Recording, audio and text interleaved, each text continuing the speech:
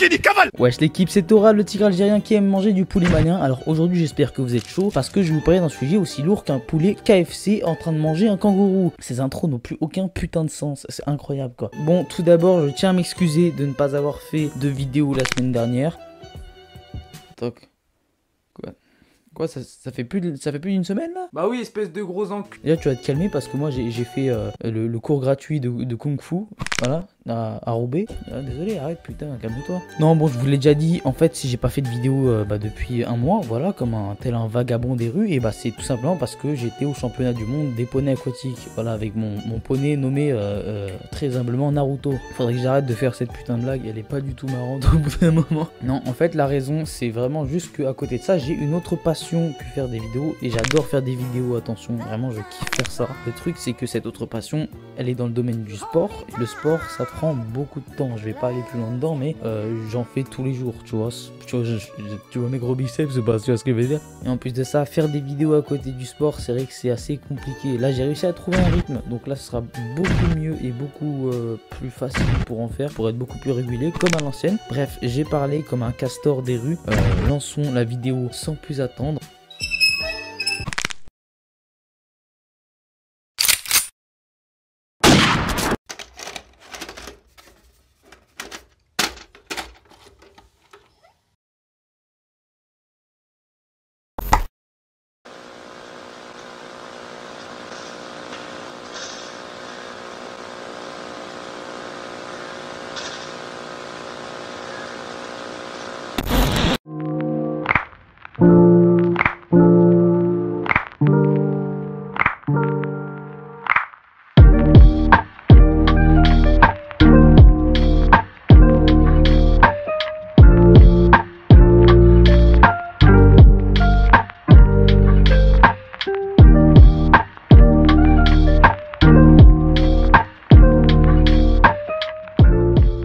Bon, pour cette fois-ci, bande de jeunes rats d'égout en T-Max, je vais vous parler de Vagabond, qui est tout simplement fait par l'un des papas du manga. Je parle bien évidemment de Takehiko Inoue. Comment ça, tu ne connais pas Takehiko Inoue?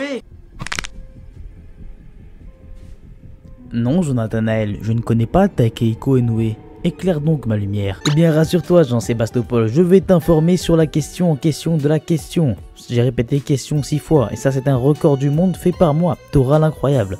Monsieur Inoue est tout simplement, comme dit précédemment, l'un des papas du manga. Il est né en 1967 dans la préfecture de Roubaix. Non, c'est une blague éclatée au sol. Il est né à Kagoshima au Japon. Et ouais, ça aurait été un peu cool quand même qu'il soit né à Roubaix. J'aime bien Roubaix, moi, comme ville, c'est cool. Étant déjà prometteur dans le milieu du manga, il est évidemment passionné par le basket depuis le lycée, car il en a fait évidemment. Sinon, il n'aurait pas fait du poney aquatique, comme moi, c'est carrément mieux. Ce qui le mènera donc à créer une certaine œuvre connue par certaines personnes. Mais de quelle petite œuvre je peux bien parler? Évidemment, je parle de Slam Dunk, tu le sais ou tu le sais pas, faut le savoir quand même un petit peu. Slam Dunk qui est une de ses œuvres phares qu'il finira en 1996 et sortira après plusieurs autres mangas, l'heureux élu de cette vidéo. Vagabond bien évidemment, entamé en 1988, une adaptation du roman très connu de Eiji Yoshikawa, La pierre et le sabre, la parfaite lumière. Voilà, maintenant tu peux sortir cette anecdote dans tes meilleures parties Monopoly entre amis. J'adore les Monopoly, c'est quand même vachement cool, c'est éclaté, ce que j'aime quand même.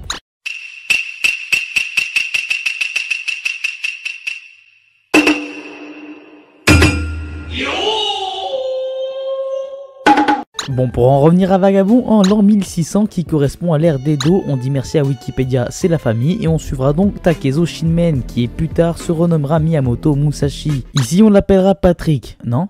Ah bon d'accord, moi j'aime bien Patrick, c'est un peu cool, ça fait japonais un peu quand on y pense. Bah c'est pas grave, on l'appelle Musashi alors. Bref, Musashi au début du récit est un orphelin, fils d'un grand samouraï oublié de tous. Il est rejeté de tous dans son village et reste quelqu'un de très solitaire. Mais il rêve d'une chose, se faire un nom dans le monde à l'aide de son sabre et devenir un grand bretteur. Durant la terrible bataille de Sekigahara, Musashi y combat adolescent avec son meilleur ami, Matahachi, qui lui aussi rêve de la gloire. Malgré le fait que Takezo soit un combattant hors pair, il ne sera pas satisfait de ses prouesses au combat. pas. Après divers événements, il décide donc de revenir dans son village natal, dont il y sera chassé pour avoir tué des soldats du seigneur contrôlant la zone du village où il était. Quand on y pense, il y a un peu mieux comme accueil, tu vois, genre je sais pas, un barbecue ou quoi, mais bah non, eux ils le chassent à grands coups d'épée, tu vois. Après leur avoir échappé, un long voyage commencera pour Musashi, qui aura pour unique objectif de devenir le plus grand sabreur du Japon, en affrontant les plus grands guerriers existants afin de parfaire ses techniques. Alors vous allez me dire, waouh, mais c'est vachement stylé ça. Je suis vraiment trop heureux que tu aies montré cette Pepitos Musgachos Tetanos. Ah, bah t'as intérêt à être content mon pote, parce que ça c'est vraiment une bonne œuvre là que je vous montre.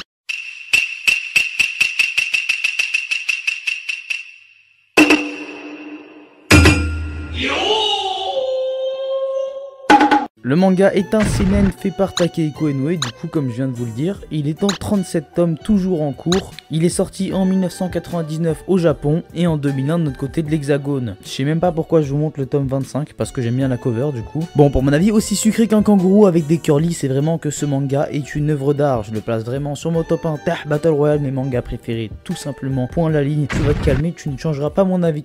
Putain, tu te calmes toi, oh. Déjà, une des raisons qui saute vraiment aux yeux, quoi, c'est les dessins. Les dessins sont juste fous. Voilà, c'est du Takehiko Inoue, c'est incroyable. Il reste sur une case, tu vois, de 12 cm, il reste dessus pendant 2 ans, tellement il met des détails dans le truc, tu vois. C'est un de mes dessinateurs préférés, d'ailleurs, je pense que c'est mon dessinateur préféré avec Kentaro Miura, personnellement, tu vois. C'est comme Kentaro Miura, un maître qui est assez, tu vois, strict dans son travail, etc. Genre tu loupes un trait, il te met un double retourné high kick dans les dents, tu vois, tu manges à la paille pendant le restant de tes jours. Un des points forts du manga, c'est aussi vraiment l'aspect psychologique de la chose. Vraiment, on verra Takezo qui va passer de tête brûlée, qui veut se casser la gueule avec tout le monde, à mec réfléchi et très pensant en fait. De toute manière, même quand c'est une tête brûlée, on peut voir qu'il réfléchit, mais d'une façon très différente. Et il change vraiment au fil du manga. Et comparé à d'autres mangas où le changement psychologique peut être une chose d'assez mauvaise, je dirais, pour le lecteur. Des fois, c'est pas très marrant quand un personnage il change brusquement alors t'aimais sa personnalité. Et bah avec Takezo, non, c'est vraiment différent. Là, j'étais content limite qu'il changeait en fait. Je changeais avec lui, tu vois. C'est mon instant philosophie, tu vois. J'adore dire de la merde. Voilà, par exemple, je peux comparer ça à Vinland Saga. Là, je sais que je vais me faire insulter par les fans de Vinland Saga. Je m'excuse, SVP, ne trouvez pas mon adresse avec des machettes. Voilà, il a beau changer psychologiquement, il continuera à tuer des gens en fait. Il a choisi la voie du sabre et il vit dans un environnement qui lui est hostile, tu vois. Il essaiera un maximum de ne plus provoquer ce genre d'événement, sauf que ça vient à lui, tu vois, parce que plus il avance dans le récit, plus il a une renommée incroyable. Et au ce moment du Japon, en fait, quand t'as une renommée de grand bretteur, c'est légal par les lois de taper un duel. Voilà, tu peux te charcler entre épéistes. Voilà, les gens ils sont là avec leur popcorn. Ouais. Bref, c'est pour dire en tout cas que Takehiko Inoue, c'est vraiment un auteur incroyable. C'est un des seuls qui peut faire vraiment changer l'aspect en fait, la façon dont le lecteur peut voir le manga. Je trouve ça assez incroyable, tu vois. Oh là là, mais Jean Tora, philosophe de la comté de Duchesse, tu vois ce que je veux dire? Pour une fois que je fais pas le con quand je donne mon avis, tu vois. Bref, pour moi, ce manga, c'est vraiment un must-see. Voilà, un truc vraiment qui est à lire. Et si tu ne le lis pas, je vais te trouver et te rouler dessus avec ma Ford Mustang. Le défaut, j'ai dit le défaut, voilà. Pour moi, c'est le prix, tout simplement. Je sais pas pourquoi. Je vous ai fait un doigt, excusez-moi, pardon. Et secondement, le point le plus important, c'est que j'ai dit qu'on est à 37 tomes en cours.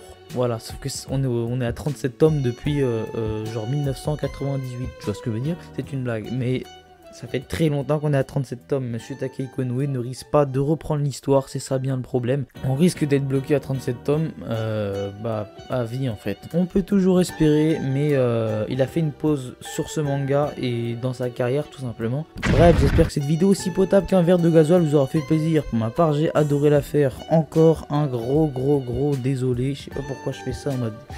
Putain, je vais trop vite, c'est un truc de fou. Mais oui, je tiens à m'excuser. J'essaierai du coup de retrouver un rythme régulier à mes vidéos. Je pense que ça va être déjà plus facile qu'avant. À chaque fois, je dis ça, tu vois. Mais là, j'en suis convaincu. Sur mon chapeau. Je viens de niquer un de mes posters préférés. Bref, bye bye bande de kangourous obèses. Prenez soin de vous et de votre famille. J'espère que vous irez bien. On se retrouve normalement dimanche prochain.